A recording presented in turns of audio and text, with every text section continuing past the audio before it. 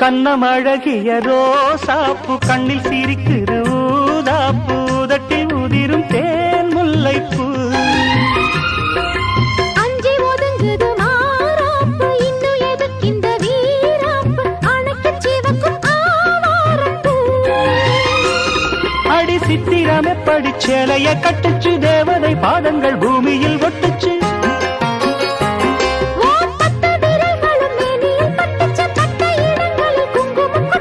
நித்தம் இரவினில் வித்தை படிக்கையில் ரசிச்சு பழ